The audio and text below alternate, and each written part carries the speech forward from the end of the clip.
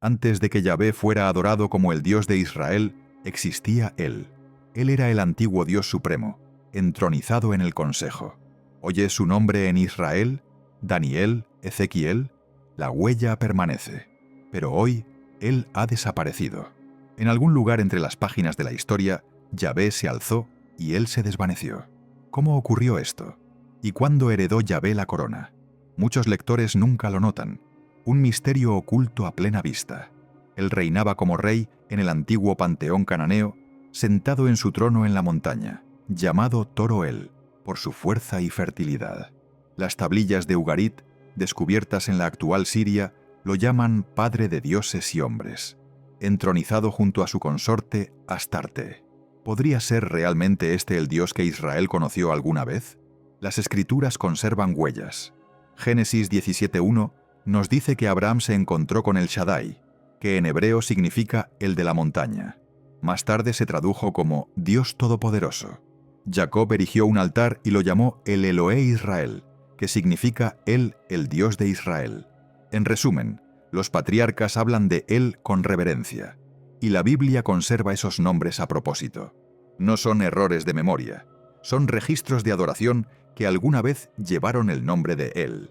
Entonces, ¿por qué Éxodo 6:3 dice que los patriarcas conocieron a Dios como el Shaddai, mientras que el nombre Yahvé fue revelado a Moisés? ¿Cómo encajan esos recuerdos? La evidencia sugiere que dos identidades divinas se fueron fusionando con el paso de las generaciones. Piénsalo, si el Dios que Abraham conoció se llamaba Él, pero Israel llegó a adorar solo a Yahvé, ¿qué ocurrió en medio? Estamos justo en el punto donde comienzan a fusionarse dos tradiciones, y los títulos que antes se usaban para Él comienzan a hablarse de Yahvé.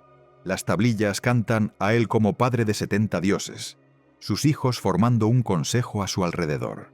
Su reina, Astarte, es nombrada como madre de los hijos divinos. Estas imágenes no aparecen en tu Biblia, pero sus ecos sí. Elohim es la palabra hebrea que puede significar Dios, singular, o dioses, plural.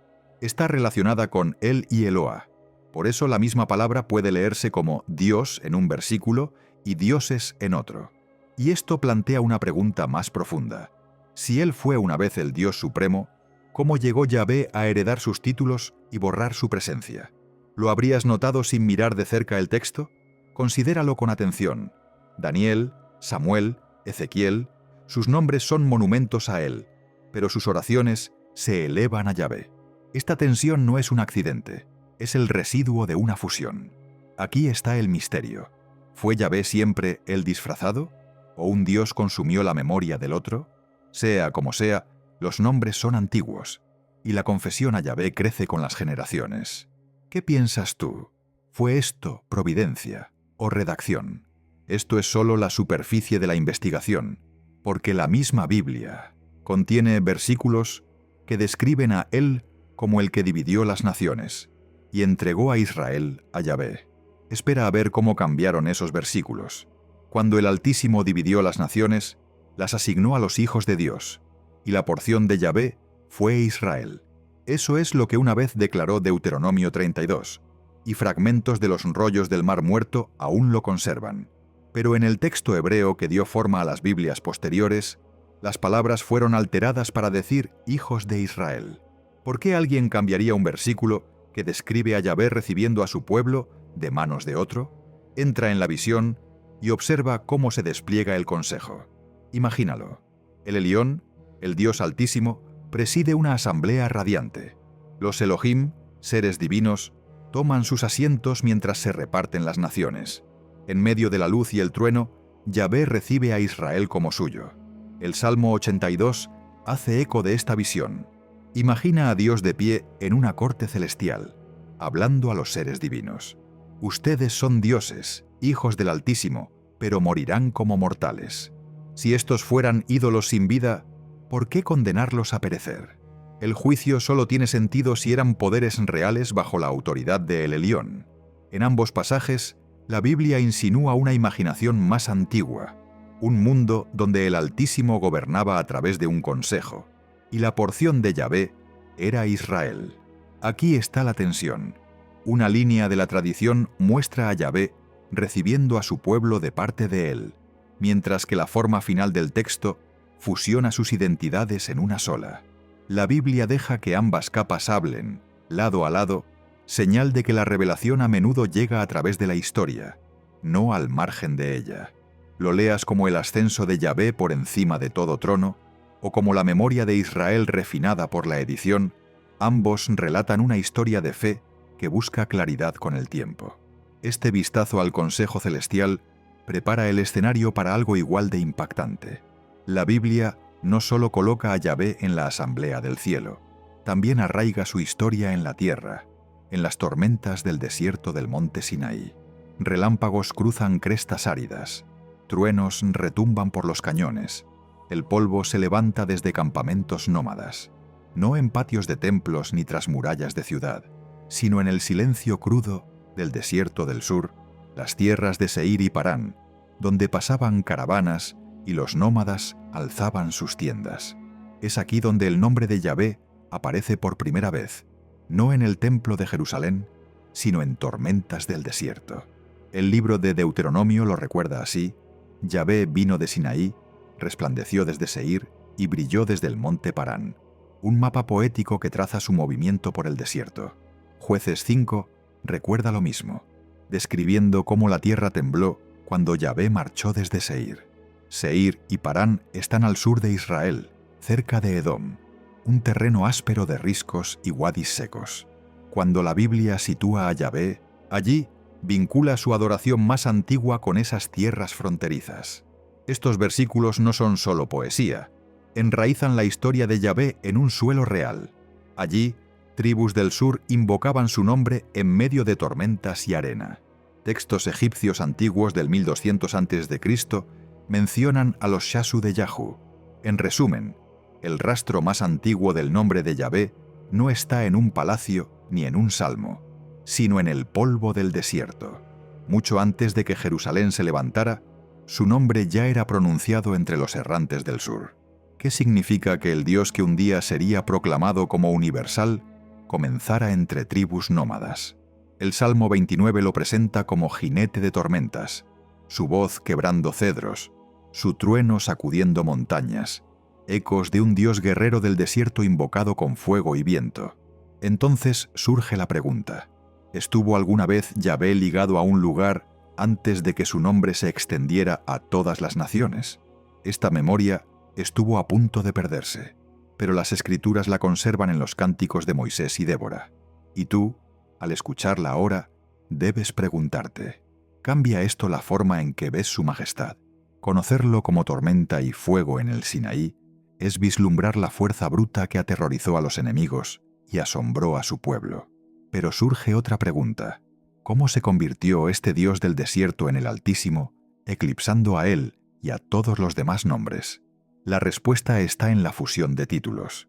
Con el tiempo, el lenguaje de tormenta de Yahvé se fusionó con el lenguaje de trono de él, y por las manos de los escribas, el nombre de Yahvé fue elevado, hasta ocupar el lugar del Dios Supremo mismo. Ahora imagina la mano temblorosa de un escriba inclinada sobre el pergamino, la tinta empapando rollos tan finos como piel. Cada línea que traza dará forma a la fe misma. Las palabras que escribe decidirán cómo conocerán a su Dios las generaciones futuras. El Génesis recuerda a los patriarcas encontrándose con el Shaddai, Dios Todopoderoso, el Dios de la montaña. Pero en Éxodo 6:3, una nueva voz habla: me aparecía a Abraham, Isaac y Jacob como el Shaddai, pero no me di a conocer a ellos con mi nombre Yahvé. ¿Sientes la tensión? Los patriarcas conocieron a él por sus títulos. Ahora Yahvé los reclama como propios. Esta es la costura donde dos historias comienzan a entrelazarse. Títulos antes atribuidos a él, Elión, Shaddai, Creador, Juez, comienzan a hablarse de Yahvé.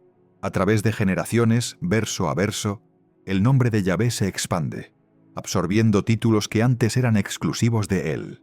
Entonces, ¿qué ocurría aquí? ¿Era una comprensión reverente, reconociendo que Yahvé siempre fue él? ¿O era una edición cuidadosa, con los escribas uniendo dos memorias en un solo Dios? En el propio texto aún se oyen ambas voces, a veces diciendo el Elión a veces Yahvé, pero describiendo el mismo poder. En un versículo, Dios es llamado el Elión, el Altísimo, Gen 14:18. En otro, Yahvé es alabado como el creador de los confines de la tierra, Isa 40:28. Para cuando llegan los salmos, esos nombres fluyen juntos, una sola voz, muchos títulos. Lo que comenzó como dos formas de hablar, se convirtió en una sola confesión. Yahvé, el Dios supremo de Israel, y sin embargo, tu Biblia aún lleva el nombre de Él en Israel, Daniel, Ezequiel, mientras cada oración se eleva a Yahvé. ¿Qué significa eso? Significa que la fusión nunca fue un borrado completo, solo una reescritura. Los nombres susurran lo que el texto intenta alisar. Aquí el misterio se profundiza. Cuando dos se hicieron uno, ¿qué voces se desvanecieron? Los escribas no lo proclamaron, lo tejieron en silencio, línea por línea, alineando el trono de Él con el nombre de Yahvé. En estas ediciones sutiles, la teología tomó forma, no por engaño, sino por devoción. Y ahora estamos ante la encrucijada de aquella decisión antigua. ¿Fue providencia, revelando que Yahvé siempre había sido el Altísimo? ¿O redacción, fusionando nombres hasta que solo quedara uno? De cualquier manera, la historia no terminó allí, porque a medida que el nombre de Yahvé se elevaba, comenzó a absorber el lenguaje de otro rival, Baal, el jinete de tormentas, y el fuego en el monte Carmelo mostraría hasta dónde llegó esa fusión. El aire en el monte Carmelo está cargado. Nubes se enroscan en lo alto. El fuego aguarda en la quietud. Y el pueblo de Israel permanece suspendido entre dos nombres, Yahvé y Baal. Elías clama, si Yahvé es Dios, seguidlo. Y si Baal, seguidlo. Primero en Reyes 18:21. Esto no trata solo del fuego sobre un altar. Es un enfrentamiento entre dioses de la tormenta. Una batalla por la voz del cielo. Porque en himnos ugaríticos, Baal era aclamado como el jinete de las nubes, señor del trueno, voz sobre las aguas. En los antiguos textos cananeos, Baal no era solo un nombre, significaba señor o amo, un título para el dios de la lluvia, la fertilidad y la tormenta. Entonces escucha el Salmo 29. La voz de Yahvé está sobre las aguas, su trueno resuena sobre los mares. Es el mismo lenguaje de tormenta, solo que ahora pertenece a Yahvé. La adoración de Israel había tomado prestado el trueno que antes se cantaba a otro dios. Un salmo a Yahvé en Israel toma la misma imagen que antes se cantaba a Baal. ¿Podría ser que Yahvé no solo derrotaba a Baal, sino que tomaba su trono y sus títulos? El relámpago parte el cielo, las llamas consumen la ofrenda de Elías, y el pueblo cae rostro en tierra gritando, Yahvé es Dios, pero bajo la victoria del fuego arde un misterio más profundo. ¿Fue esto un triunfo puro o una transformación? La derrota de Baal. Entonces, ¿de quién es realmente la voz que oímos en la tormenta? Si ahora Yahvé cabalga las nubes que antes reclamaba Baal, ¿fue conquista o convergencia, toma santa o memoria compartida reescrita? Sea cual sea la respuesta, los cánticos de Israel transformaron el lenguaje de sus rivales en alabanza, convirtiendo el trueno en teología. Cuando el fuego cayó en el Carmelo, el pueblo creyó que la decisión quedaba sellada para siempre, pero la voz del rival seguía resonando en sus himnos. El lenguaje del dios de la tormenta se convirtió en adoración de Israel. La victoria de Yahvé fue real, pero su historia aún se desplegaba, porque bajo el trueno del Carmelo yace otro silencio, el rastro de una presencia que una vez fue adorada junto a él. Astarte, en Kuntillet Ajrud y Kirbet el Com, inscripciones del siglo VIII y VII a.C., bendicen a los fieles por Yahvé y su Astarte.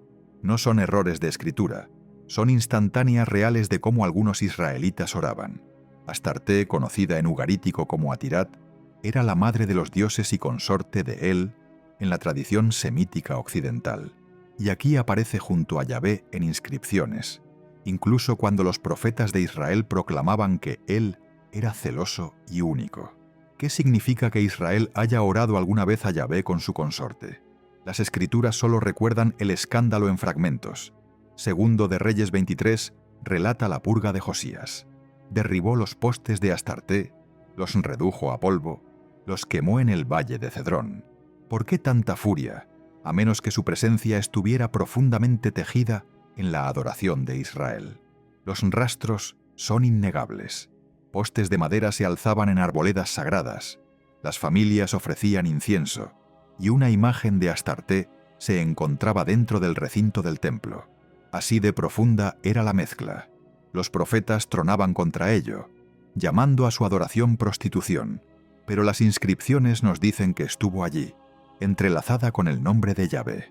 ¿Cuál historia crees tú? ¿El relato oficial de la Reforma o la evidencia de que los israelitas comunes alguna vez honraron a la Madre Divina? ¿Y qué voz fue silenciada cuando su nombre fue borrado de la liturgia?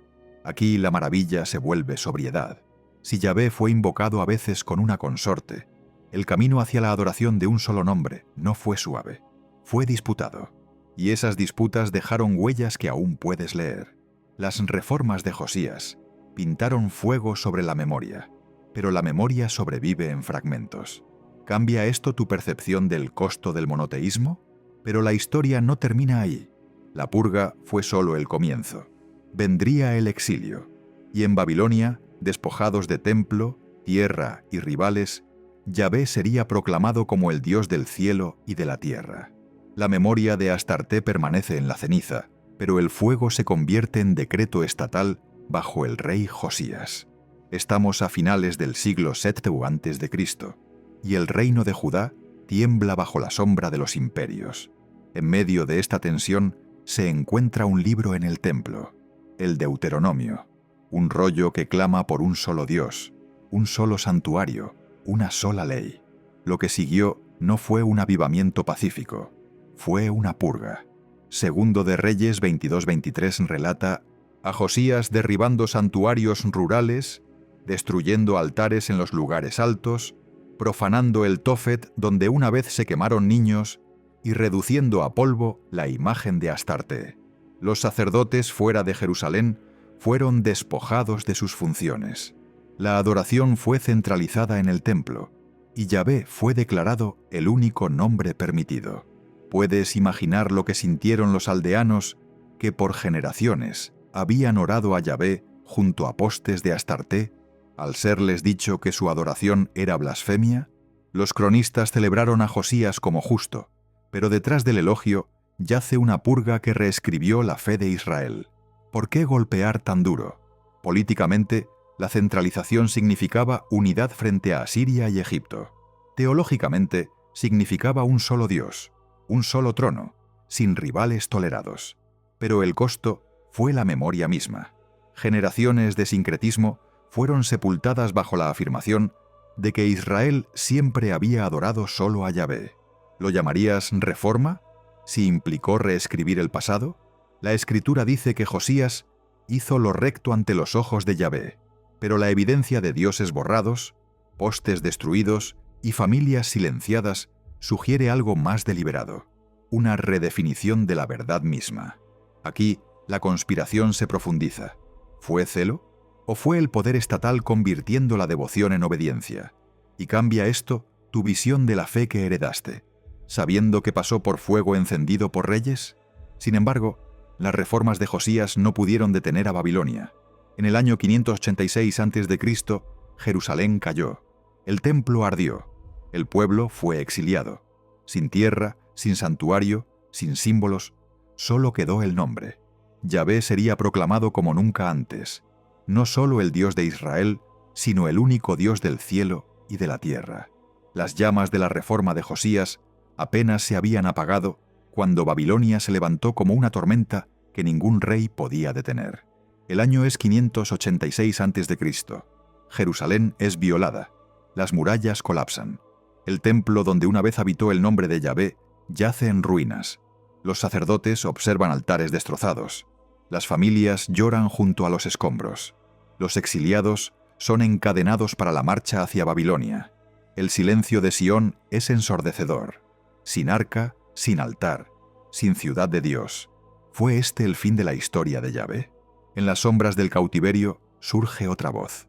Los profetas del exilio, conocidos como Segundo Isaías, proclaman palabras jamás oídas antes. Antes de mí no fue formado Dios. ni lo será después de mí. Isaías 43:10. Y en Isaías 45:5 se lee: Yo soy Yahvé, y fuera de mí no hay otro. ¿Escuchas la diferencia? En Canaán, Yahvé era jinete de tormentas. En Jerusalén era rey entre rivales, pero aquí, en Babilonia, es proclamado como el único Dios del cielo y de la tierra. Esto es más que supervivencia, es reinvención. ¿Por qué el exilio dio a luz una claridad tan radical? Porque todo rival había enmudecido. Los altares de Baal desaparecieron, los postes de Astarté quedaron reducidos a cenizas, incluso el nombre de él se desvaneció en la memoria. Despojados de templo y tierra, el pueblo se aferró a una sola verdad: su Dios no había sido vencido. Él siempre había sido el único. Esto pudo haber quedado sepultado en la desesperación. En cambio, se convirtió en la semilla del monoteísmo. Tú creciste con estas palabras, pero ¿puedes sentir el costo que hay detrás de ellas? Las madres lloraban junto a los ríos de Babilonia, y aún así, los profetas hablaban con fuego. ¿A quién me asemejaréis? Isaías 40:25. El trauma de Israel se convirtió en el crisol donde la identidad de Yahvé se expandió de deidad nacional a creador universal. ¿Habrías mantenido la fe cuando cada símbolo de la presencia de Dios yacía en ruinas? Los exiliados lo hicieron, y al hacerlo, declararon una teología que el mundo nunca había visto. Aquí nace la admiración, porque el colapso de Israel dio a luz la confesión que aún da forma a tu Biblia. Escucha, Israel, Yahvé tu Dios, Yahvé es uno. Pero la historia no termina aquí. Aún después del exilio, las cicatrices de la memoria permanecen, fragmentos del trono de él, susurros del consejo, rastros de rivales suprimidos. La pregunta no puede evitarse: ¿fue esta evolución obra de la providencia o de la pluma de la redacción? Los hilos convergen. Él se desvaneció a medida que Yahvé se elevaba. El lenguaje de tormenta de Baal fue absorbido por los salmos de Israel. Astarté fue purgada de los santuarios. Y en el exilio, Israel aprendió a decirlo con claridad: Yahvé es el único Dios. Una sola voz se alzó donde antes hubo muchas. Algo se perdió, y algo se reveló.